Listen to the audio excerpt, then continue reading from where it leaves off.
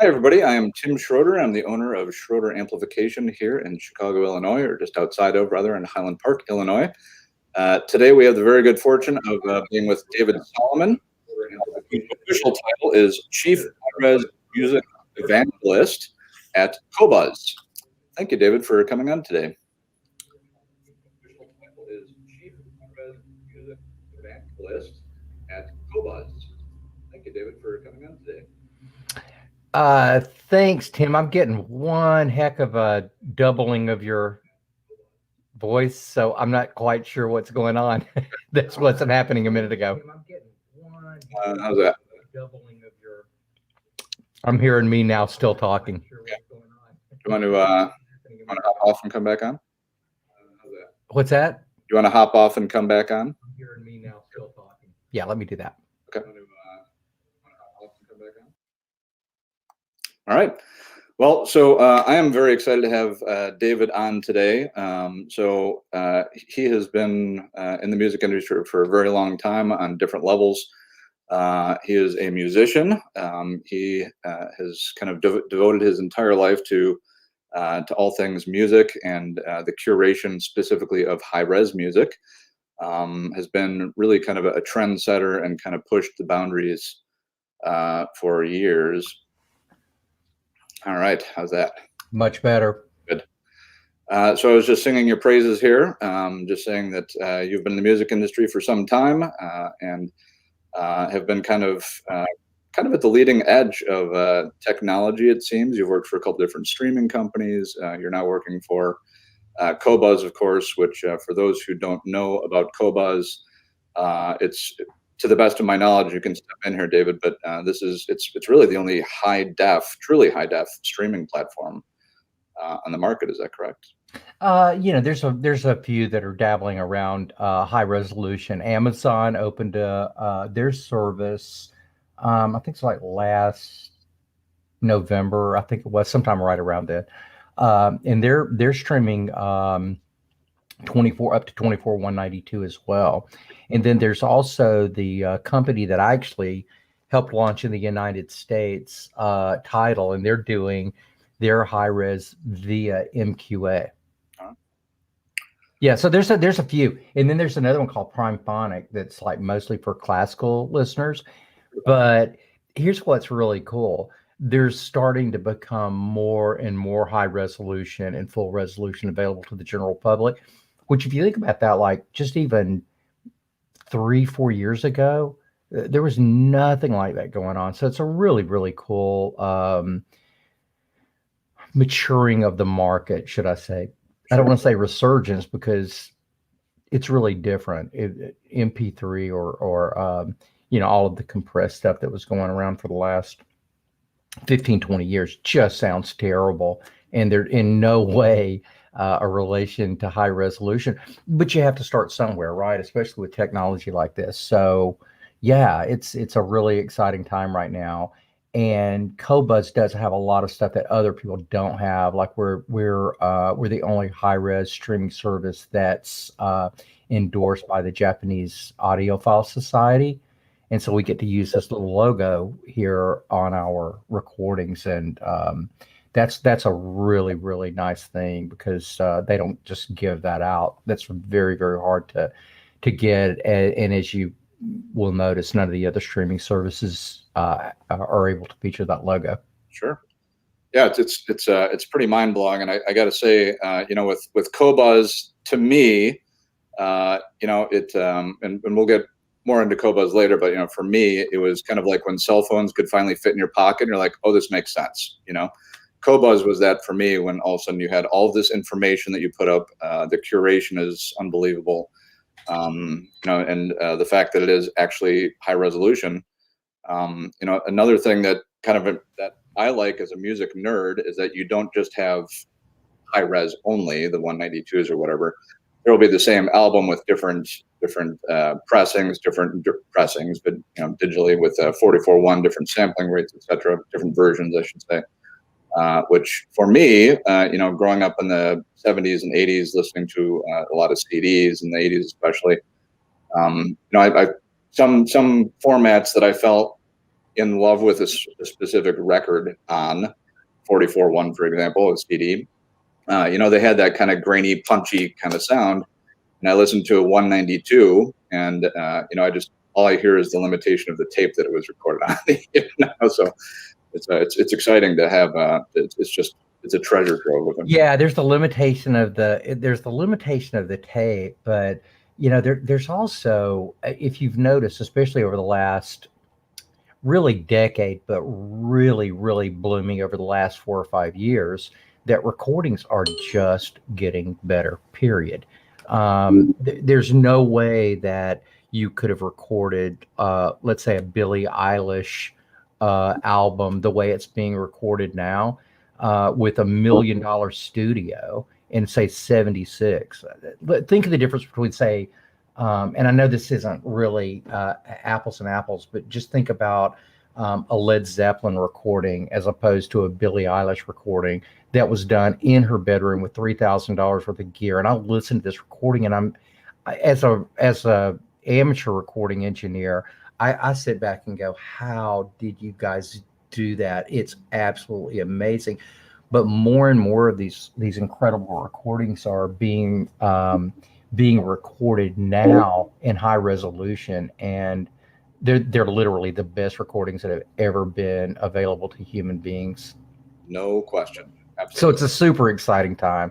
Yeah, and likewise, as a engineer myself, I mean, I'm just thrilled beyond thrilled with what's coming out these days, and it is exciting. Yeah, me too. I just keep thinking, every time I hear one of these new recordings, and it can be by a lot, even some big rock bands or something these days. I heard one the other day by, I think it was called Black Cherry something, but it was like this heavy rock and roll thing, right? And it sounded unbelievable. I mean, it was the right kind of mix that you could just crank it up, right? And you feel like the Maxell man or something. Your face is blowing in the wind.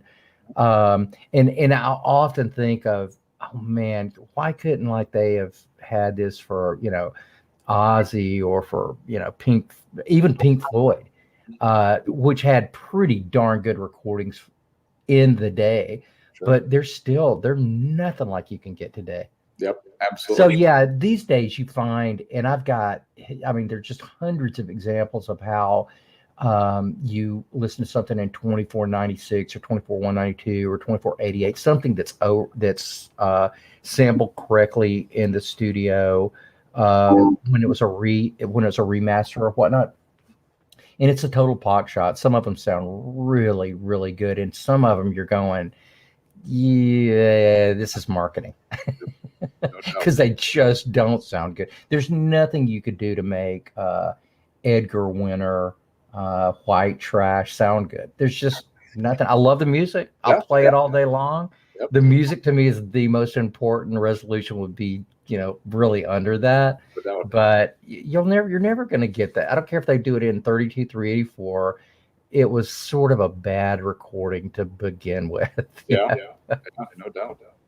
We done Bob Ludwig before we hopped on here, and when I was with Bob for the session I was doing there, I mentioned that I enjoy listening to certain classical on vinyl, and he said, "Why?" I said, "I don't know. It's just kind of the intimate. It just feels like home to me." And when we were all wrapped up, he sat me in his hot seat and pulled out his back Eggleston works out of their closets and played me a surround of Mahler that he had just done and just cranked it. And it was the most positively astonishing thing I've ever heard in my life. I agree with that to a degree. I mean, I find it honestly both ways. Sometimes the album is just going to sound better. There was a lot of, back in the day, that was the format. That's what they were mixing for. So sometimes it's just not as good on digital. Some of the older formats, some are better. I've got this recording of Illinois Jacket. That was a recording done, I think, in 1956 and released in 1957. The album's called The Swing of Things. And there's the second tune on there is called Harlem Nocturne. and it is chilling how good this is on 24/192. I had actually bought the file before I started with Qobuz, because if you remember, about 3 years ago, 2 years ago, if you wanted any kind of a significant high res collection, you pretty much had to buy it. And when you went out to search for these things, I came up with this album, and I'm going, oh my God, I cannot believe this is out in 24. I've got to get it. Well, I had a 16-bit recording, and the 24/192 totally blows it away. They really did some great capturing on this thing. But I find it almost a hit and miss. You're going to find more great recordings in the late 50s throughout the 70s with jazz and classical, just general recordings, than you'll ever find in rock and roll. Every now and then you would have this standout pop or rock album, but it was always the exception. It was never the rule. Yeah. Yep.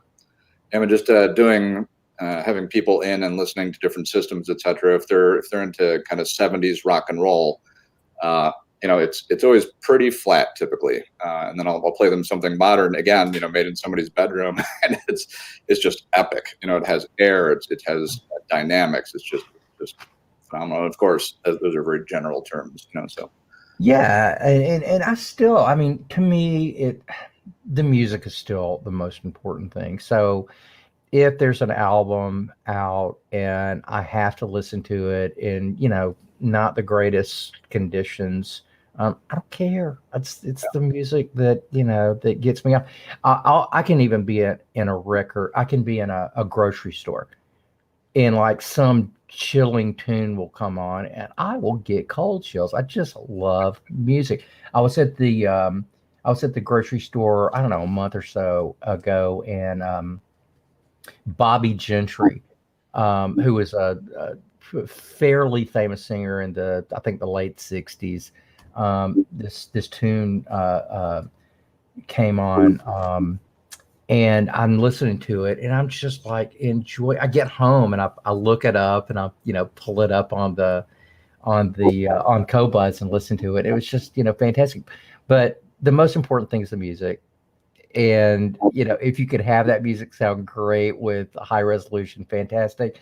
If it just sounds mediocre, hey, look, it's still the music, and we still listen to it. And then some records you find from like the specifically like late 60s and 70s turned out incredibly well. Neil Young, live at Maskey Hall. Listen to that in high resolution, and you are there.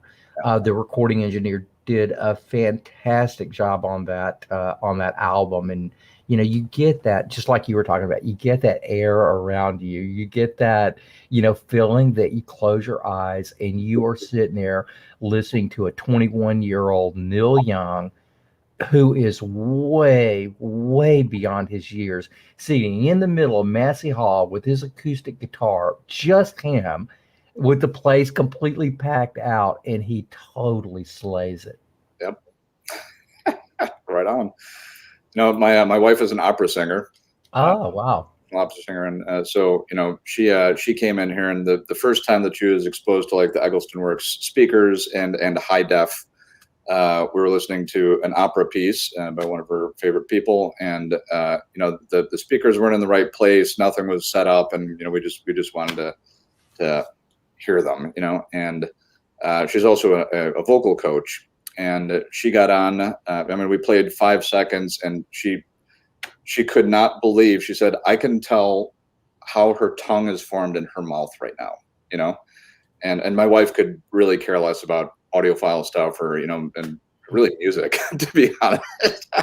But she's as a vocal coach, she was just amazed that she could hear exactly what was going on with the person's throat, mouth, etc., and just kind of floored. So yeah, that detail means a lot to me. And when I was able to go to work for Qobuz and actually see how many of the albums that I didn't buy in high resolution that were already there, I felt like I died and gone to heaven. I mean, the Illinois Jacquet was one of them, but I paid like $60 for for that recording, and was proud of it.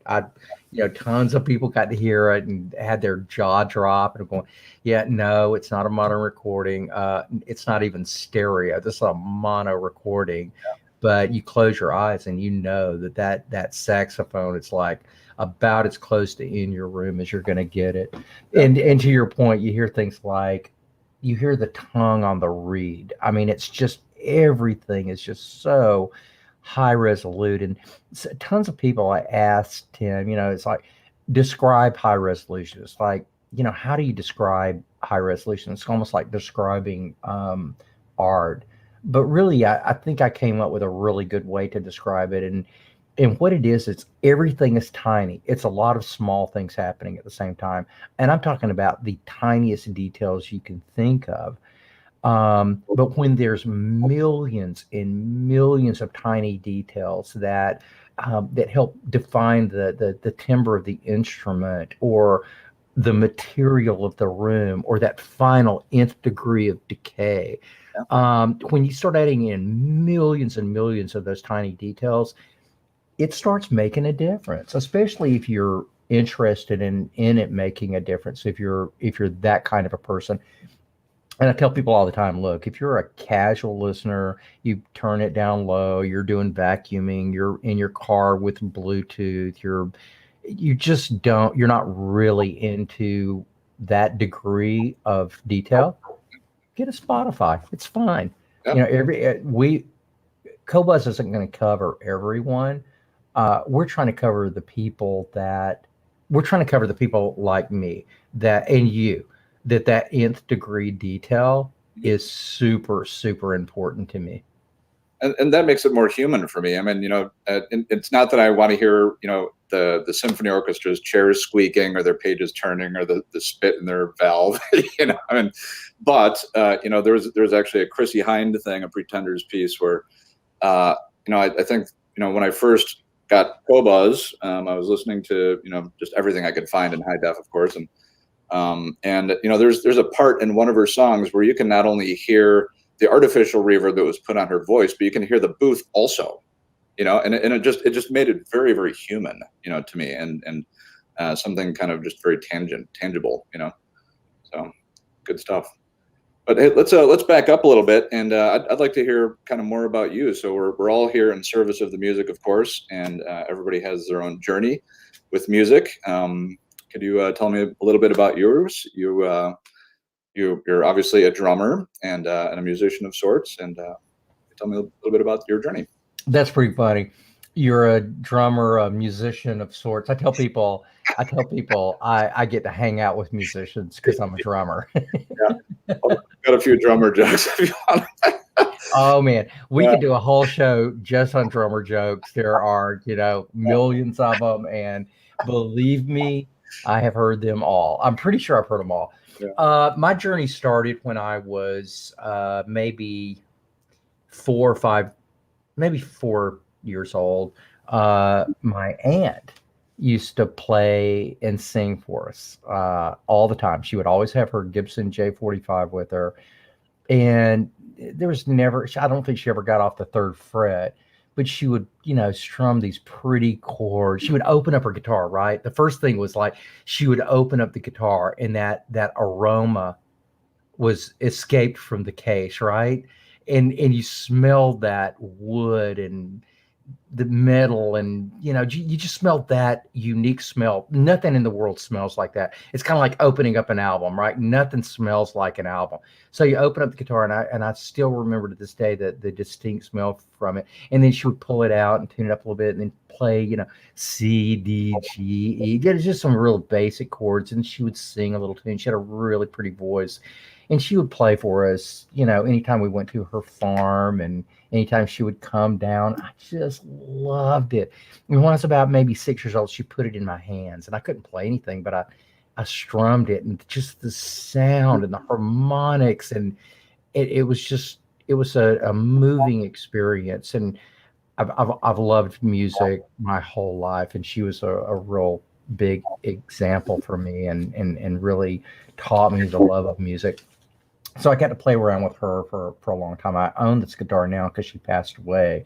It's a Gibson J45, and it is absolutely, even with, I've got a lot of really expensive instruments and boards and things like that. This is absolutely my most prized possession in that genre. Every time I think about it, it's a little emotional, but it's a wonderful instrument, and I feel so pleased and honored to have it, because she could have given this to a lot of people, but she knew how much it meant to me, so she ended up giving it to me. So just there, I just loved music. I turned into a drummer. I think I had my first lesson when I was in the 5th grade. I joined the little school band, and they taught, you rudiments, which just really wasn't my thing. After 5th grade, I pretty much gave it up until I was about 12.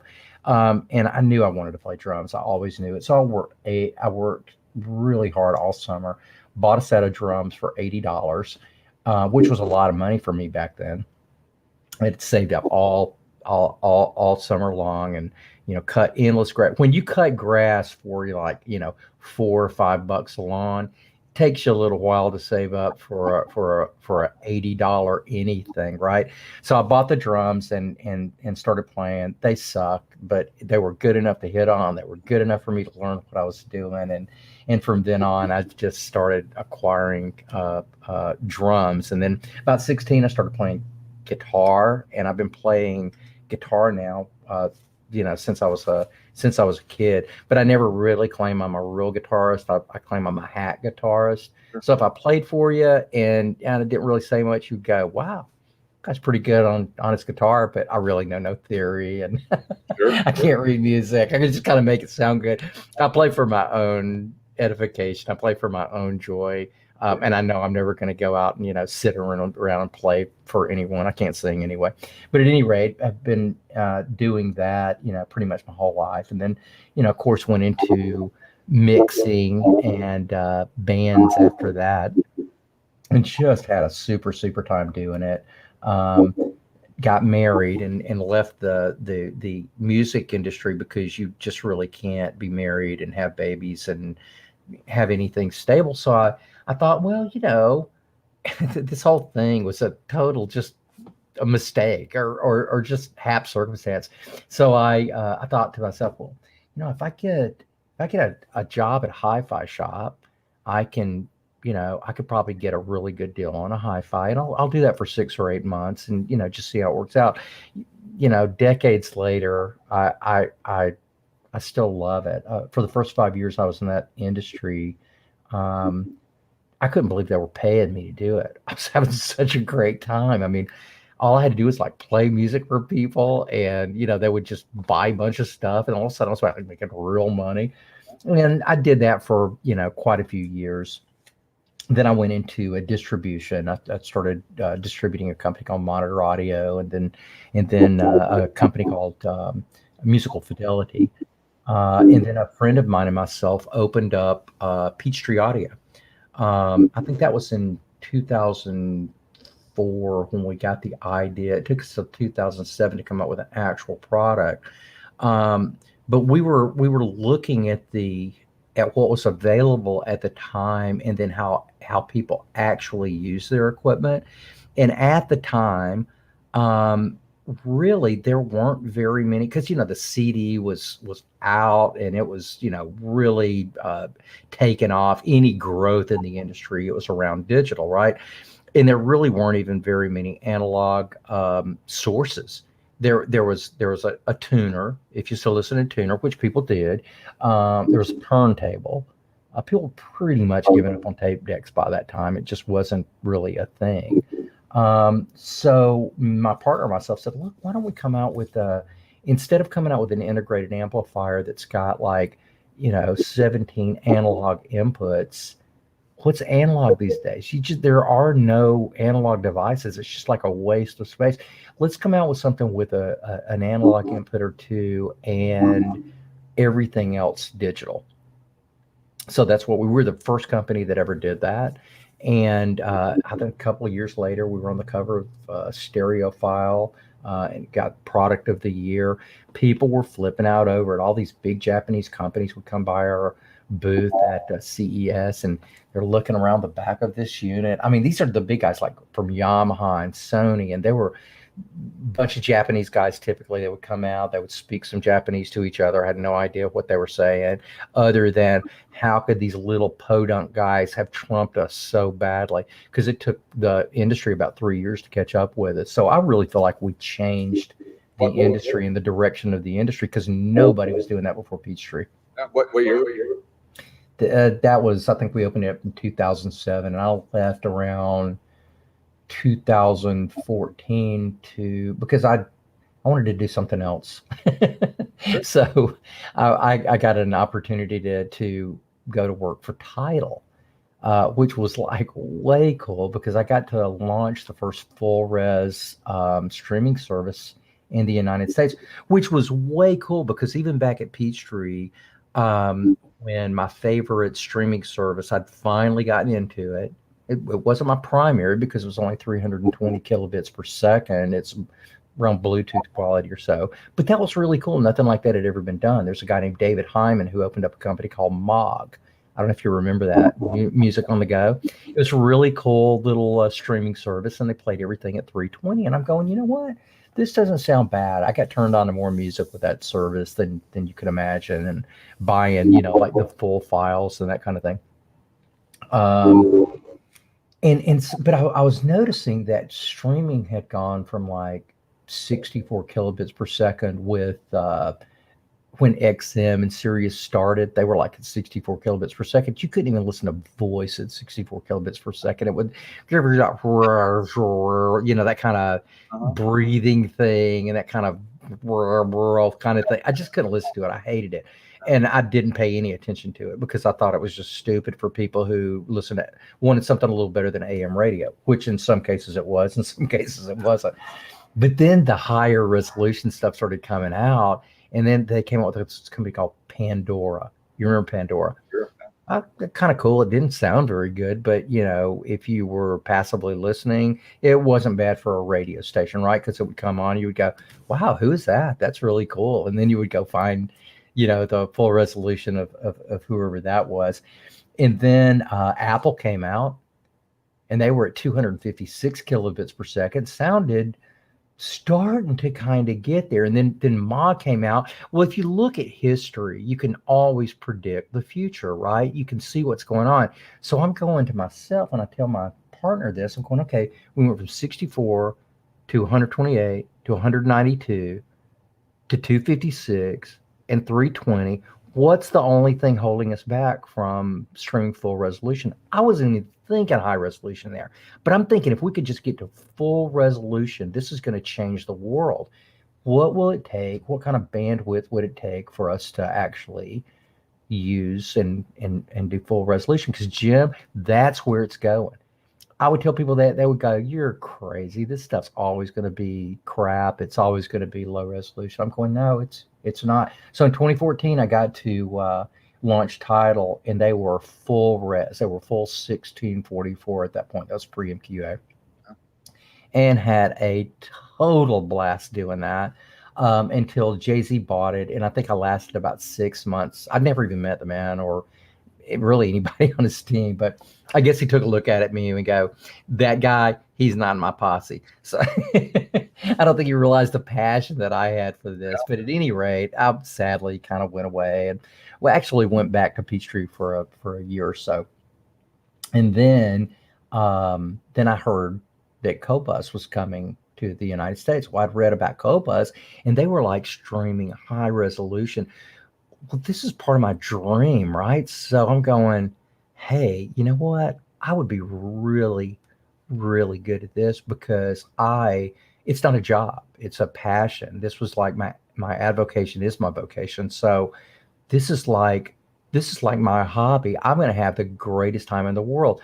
I'll bet you that these guys would appreciate someone that had already done this. So I gave him a call. I actually did it through Enno Vandermeer from Rune. I call up Enno.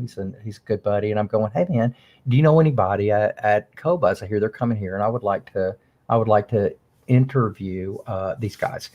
or I'd like to have them interview me. And he's going, sure, man, I know these guys. So a couple of days later, I get a call from the French company and they invited me over, and, the rest is history. I was hired about almost a year before we started.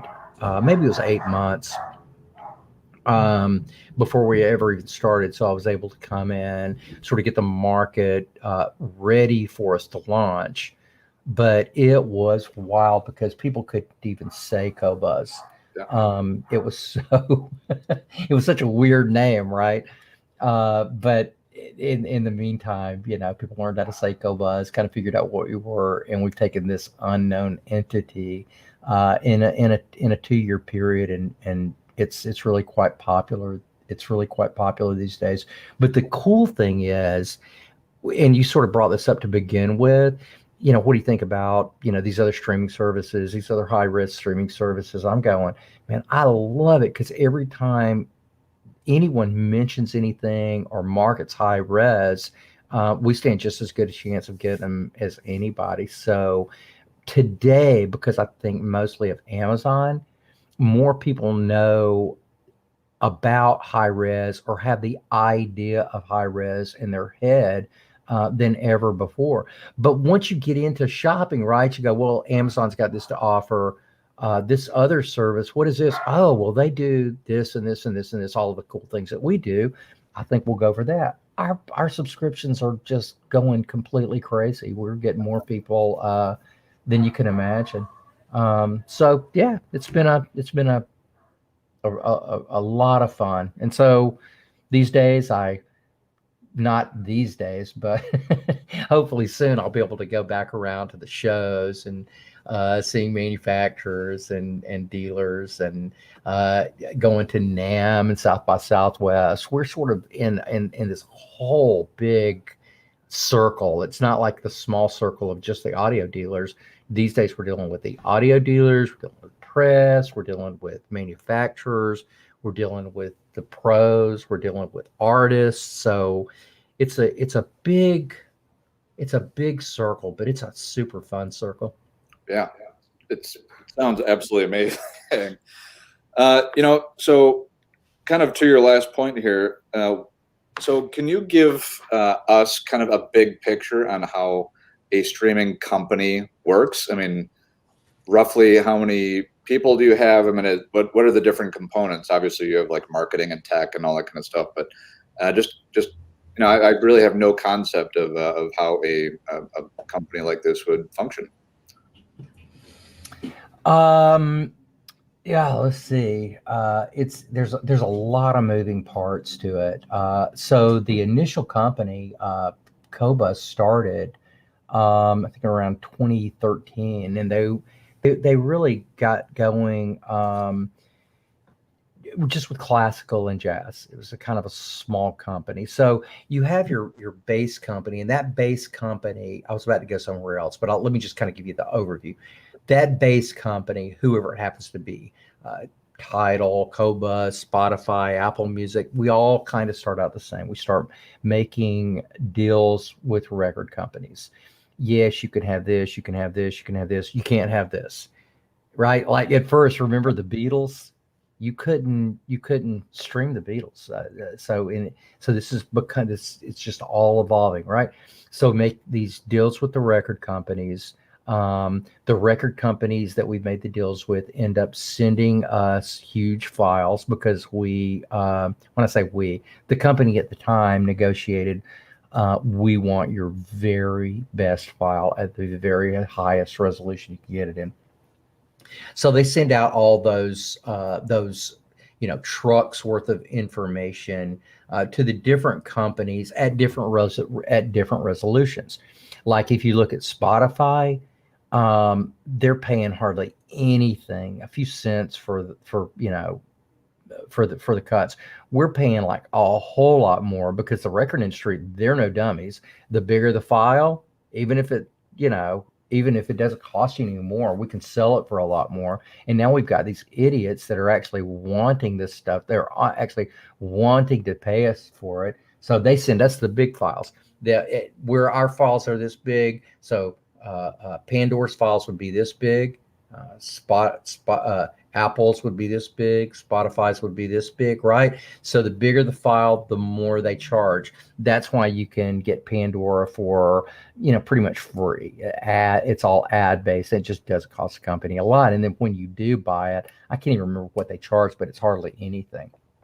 Then you go up to like a Spotify, which only charges you like $10, right? Because that's how much 320 files are. Then you go up to, say, a Tidal. In Tidal, they were the first guys that did full resolution, but their service is like $25. You gotta really be into this. And then there's they're $20. Then there's lowly Qobuz. We were 25 because that's just what it costs us.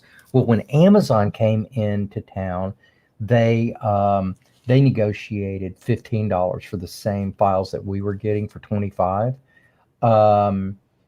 So we just renegotiated. I can't believe that they actually let us do it, but we're now down to $15 too. So you get all of the, depending on how large the files are, they all get loaded up into your database, which is in the cloud somewhere. Most people, believe it or not, use Amazon servers. And then you start marketing your company. It's not a very profitable business. Sure. But it's, I think you gotta love the business to be in it, because you're either into it for speculative purchases later on, or that's really or you just love what you're doing. It's got to be one of the two. It can't be anything in between, because all streaming services, and this is where people really get a misconception of streaming services. I don't even know how this started, but you'll have different articles and whatnot. Oh, the streaming service is killing the record industry. They're only paying you 0.0000001 cent for, if you don't have 1 million streams, you're not going to be making any money at all, which is all very true. What's not true is we don't pay artists anything. We've never sat down and written a check to any artist and then mailed out 0.3 cents for 2 months worth of listen. That's just not the way it works. The way it really works is all streaming companies pay the record labels right around 70% of the gross income that they get. So, for example, if Spotify gets in $10, they send 7 of it to the record labels, right? So that leaves you 30% gross to run your whole company on. That's impossible. If you've ever been in business, you cannot run a business successfully on 30% unless you are just absolutely killing it. So every dollar that we get in, 70% of it goes to the record industries. Well, if you look at profit structures over, say, the last really just even a couple of years, the record labels are the ones that are making, $10 million an hour or $19 million a day, depending on how big they are. The big guys are making like $10 million profit per hour. That is a lot of money. So now who pays the artists? The record labels that artist has. So we don't decide how much people get for streaming. The labels do. And unusually enough, would you guess it? The labels keep most of the money. And when I say most of it, I'm talking about most all of it. I've seen paychecks from their, I mean, it is, 4 decimal points out, Yeah. I mean, and things change, right? It's not like the world remains the same. If you've been in business for more than 10 years in pretty much anything, your cheese has been moved to a different location, and you gotta go find it, right? Because if you just sit there and wish your cheese was still in the same place, you're just going to go out of business. We have to constantly be in any business that we're in. We have to constantly be thinking of leading edge. What's going to happen in 6 months? What's going to happen in 6 months after that? And if you're one of these people that go, I don't like change, which human beings don't like change unless you're a wet baby. That's it. Everybody else hates change. But if you're one of these people that are just stuck with this is the way it is and this is the way it's going to always be, you're probably not going to be in business no matter what business you're in. It's certainly been that way for musicians. And we really feel for those guys because we really don't have any control with the way that things are set up right now to dictate what anybody makes. So Qobuz opened up a download store. And whenever you buy downloads from Qobuz, artists and rights holders get paid at scale, just like if you were buying a CD or in really more of our case, a full download album or whatever those songs are. So we get to pay the artists a little more. That has been a really, really good thing. And I like that as an advantage from our side that I work for Qobuz, but I would really love to see all services that do full res or high res start supporting their artists more like this. I beg people, buy their album. You can't buy their album, buy their t-shirt. You can't buy their t-shirt, come to Qobuz, buy their digital download. At least you own it.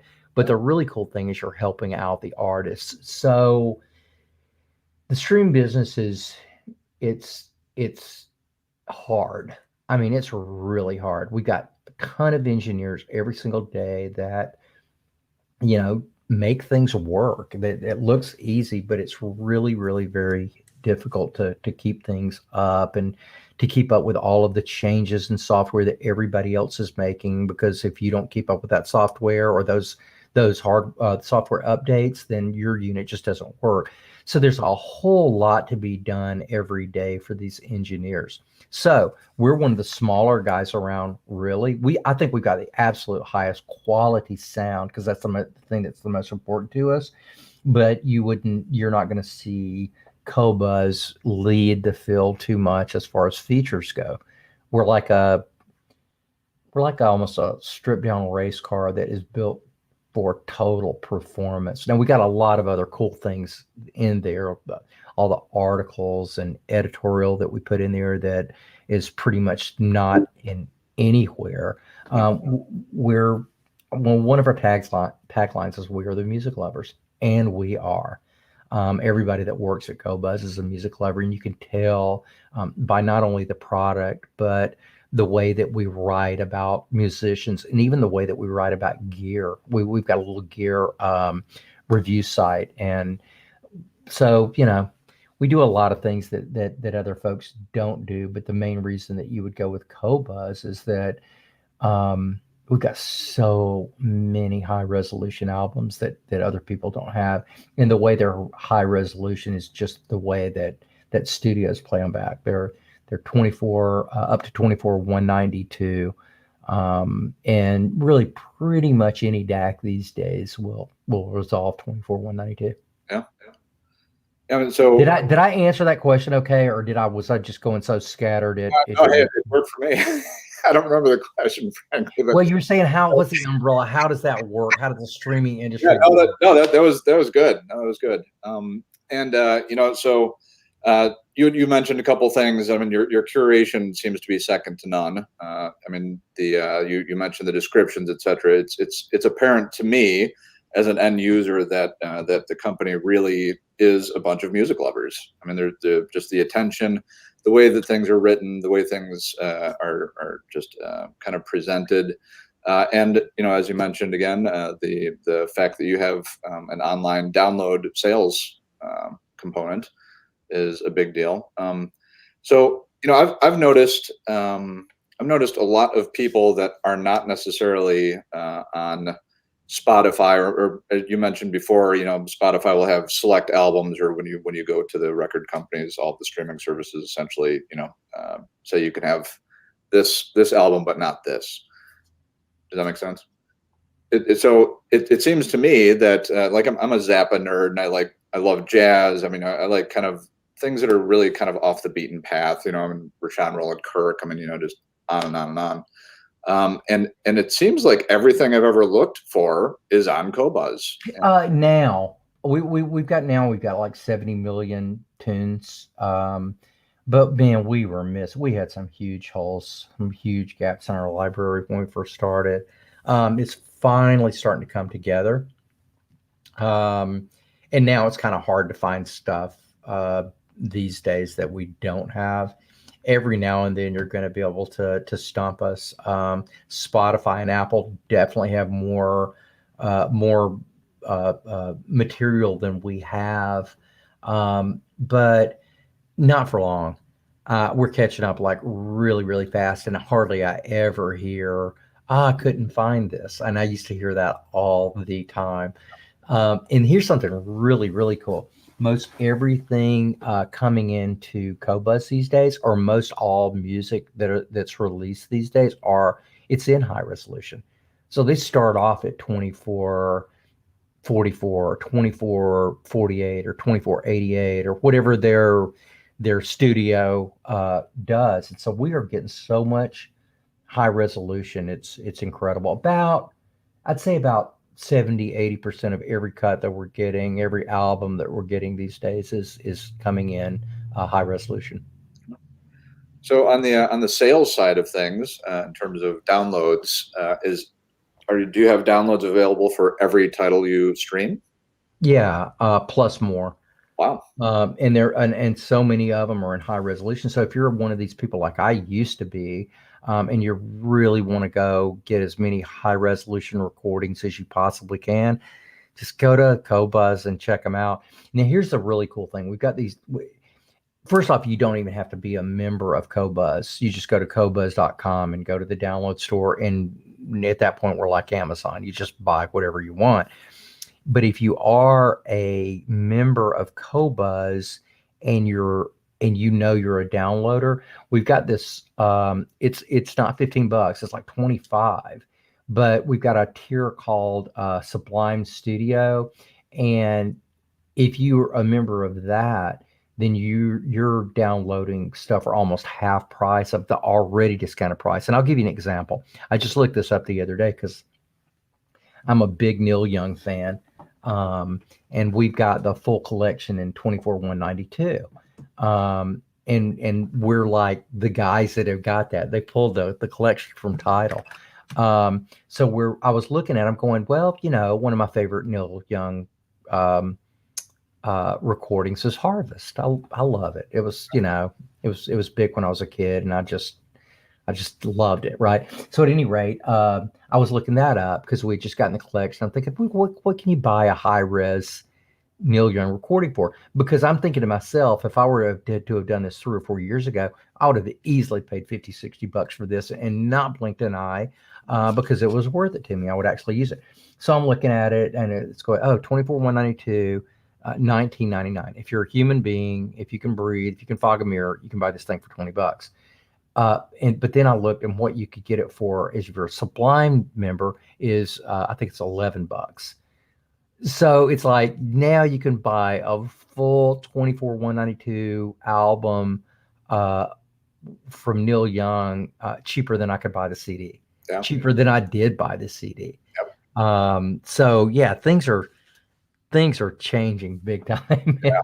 But in a really good way for music lovers, for people that really like to ingest a lot of music.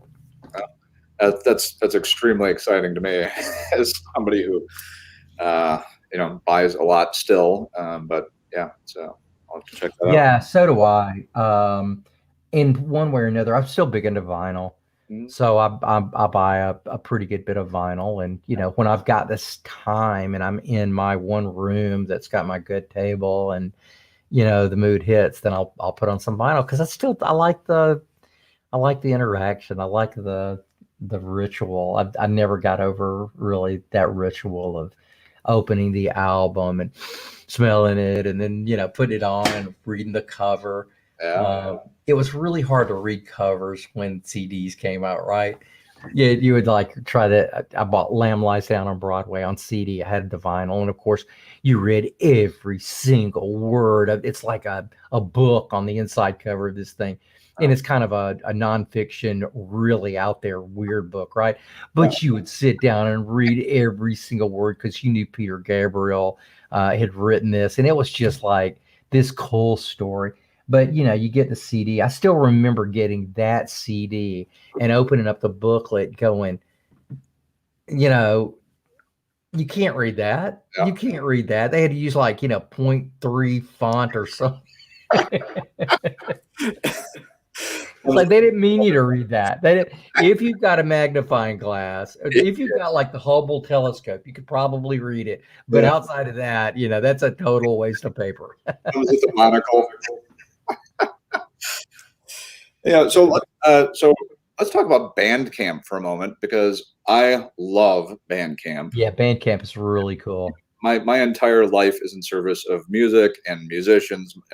All of my friends are musicians. All my clients are musicians. I mean, that's kind of it, and Bandcamp is just such a super place to both check things out, as all the streaming services are, but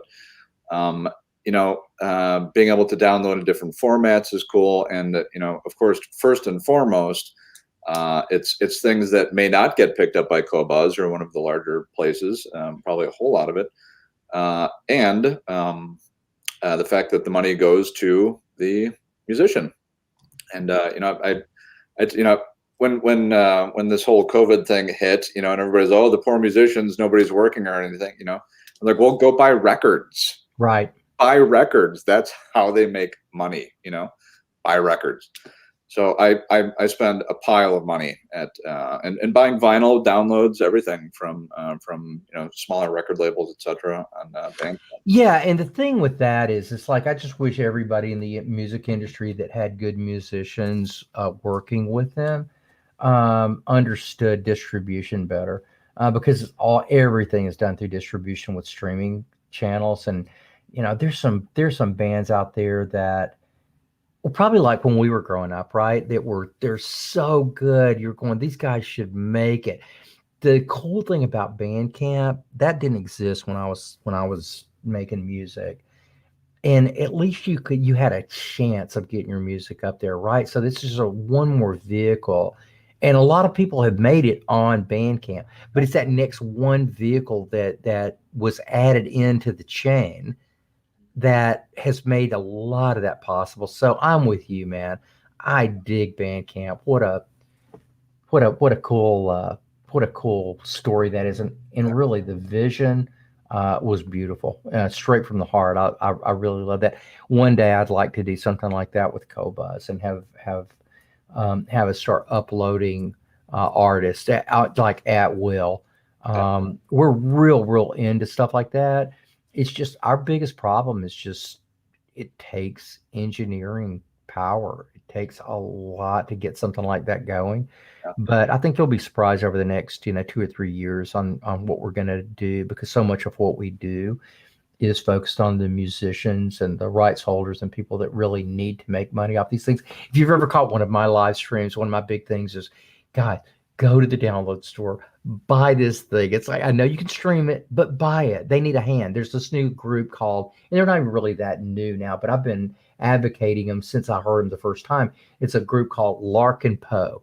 It's just these two young ladies from Calhoun, Georgia. They're now in Nashville, and they are amazing. One of the little ladies plays slide guitar. They call her the Slide Queen. I mean, she is awesome on this thing. And the other one typically plays an acoustic guitar, sometimes electric, and she's got a voice like you would not believe. And just these two ladies make these incredible recordings and these incredible videos, but they're so interactive. And Bandcamp was a big thing for those guys. They got, and now we've got them. So if musicians do want to get on regular streaming, which does help you, I mean, it is promotion no matter how you slice it. They just need to get with the right distributor, and they're not really that hard to get with either, if you know what you're doing. Yeah. Well, so you just kind of gave us the teaser there. So my final question is since you're a forward-thinking kind of guy, what do you see in the future? What does the future look like if you looked into your crystal ball? And is there anything that with music or streaming or? Well, it's it seems like you've been kind of on the cusp for a long time, with Peachtree and that kind of thing, and now with Qobuz and through the channels there. Is there anything that's missing? Any component that is sorely underrepresented? Well, I mean, there's things that we know will happen in some sort of a time period that you can actually put your teeth around. One of those is 5G. Once we get 5G, the world changes. And when I say the world changes, it changes forever, for better, for worse. But streaming is no longer going to be an issue of any kind. Mobile streaming will get, a million times better than it is. There's a real good chance you won't even have a wire going to your house. So all of these things that we're doing to build our infrastructure today is for today. It's for the infrastructure that's available. Like, I'm in a house that's built in 1983. Thank God I know how houses are put together. So I've ran, Cat 6, Cat 7 cable all over this house, and it wasn't pre-wired for it because I want my stuff to work, right? So anything that I've got plugged in that I want to do 24/192 or high res of any kind, because I got a bunch of, big DSD files too. If I want it to work right, I got to have it wired. I'm pretty sure that within the next couple of years, once we start getting 5G in, we'll start just getting these killer Wi-Fi routers that, that's just going to do the job for us. So we definitely see that going on. The next thing I see going on is more and more people will be hopping into streaming. And I'm not saying that because I work for Qobuz. It's just the way it's going. That the streaming is the largest growing segment of audio right now.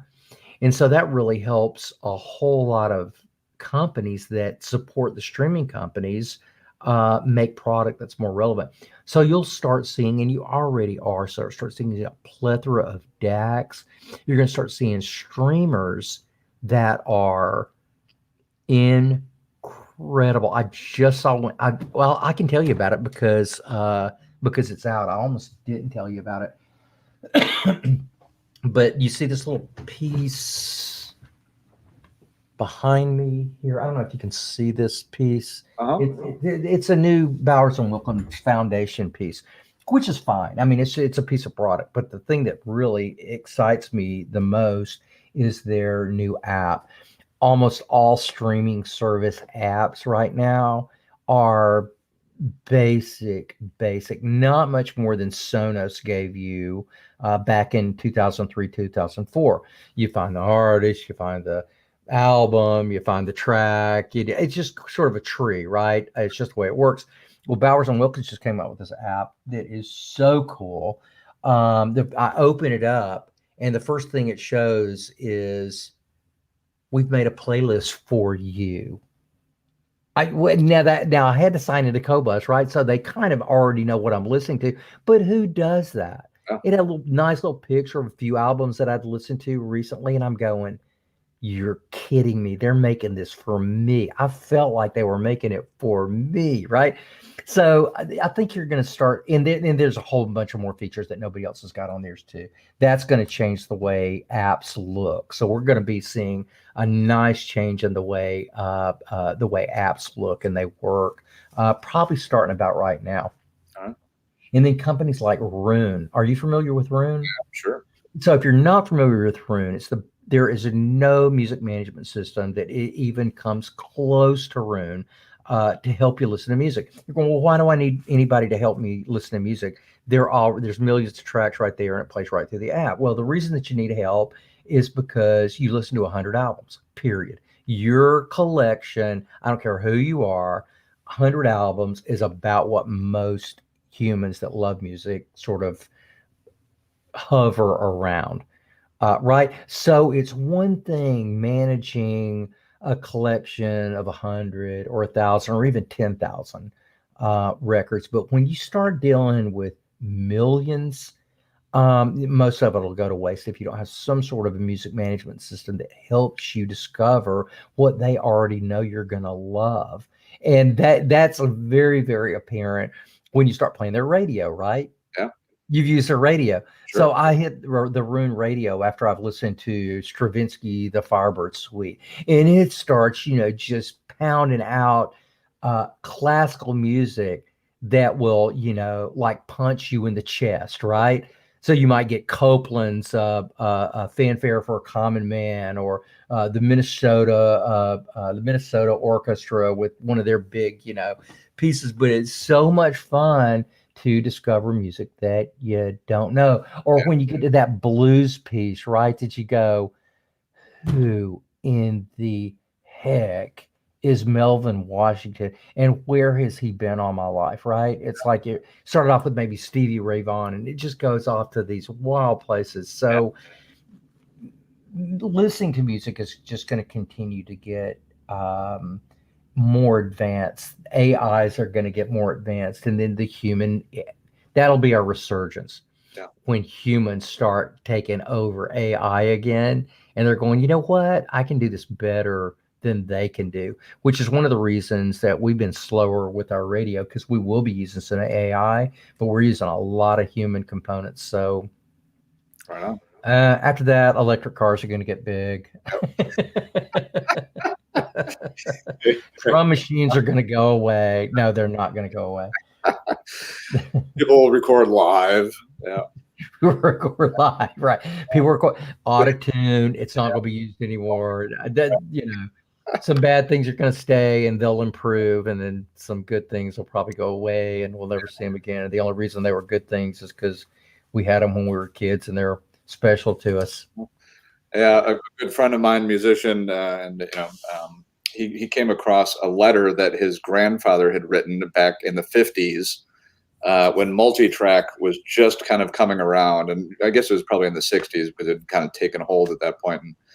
And he's just talking about how one day this will all fall and we're going to be recording live music, and just talking about how multi-track recording is just kind of it's just a form of evil. Oh, really? Oh, wow. No, that was kind of easy to see back then too, right? It was a cool letter. I remember when we were a kid, we had in the recording studio a 3340 S, the TAC 3340S. Yeah. And so you were taking a little bitty tape, but you could overdub it 3 times, and come up with some way cool stuff, right? I saw one of the on Facebook the other day. Somebody had a 3340S, and I'm going, what great nostalgia. I would love to have one of those things again. Plus, when this thing is spinning around in your hi-fi system, you could pick up a date with that kind of setup. Yeah, no doubt. Yeah, I mean, it's just an absolute pleasure. I love listening to 4-track tapes, and things of that nature, because they're just so honest. It just touches you instantly. Especially with a system like you've got. Yeah, well, I mean, even on a crummy one, it just touches me. There's something about it in there. Yeah, just honesty. That's the key. So, all right. Well, thank you so much, sir. Is there anything you want to add before we close here? No, thanks for having me on. If anybody does want to try out Qobuz, just go to qobuz.com, and there's a free 30-day trial so that you can listen to your 16-bit stuff or your MP3 stuff as compared to the high-res stuff. And I find that when people actually do that on their own and they're put on spot, like listen to 30 seconds of this, now listen to 30 seconds of this, which do you like better? It's too much pressure. It's listen to it on your own time, pick out your own music and check it out. But we'd love to have you. We are the Music Lovers, and for $15 a month, it's just a crazy price for millions and millions of high-res recordings that you could listen to at will. Well, I will tell you that not a single person comes through here without leaving knowing about Qobuz. So I'm an evangelist for sure. All right. Thank you very much. Yeah, of course, and thank you. So this is kind of an ongoing series here, these little live streams. So next week, which I can give you a date here, is 3/10 at 12 p.m. Central. We've got Jim Thompson from Eggleston Works Speakers. So please tune back in there. Of course, it'll be streamed live on YouTube, my Schroeder Vids YouTube channel. And also housed there, if in case you missed it and want to go back, and likewise with my Facebook page. So, and with that, I bid you adieu.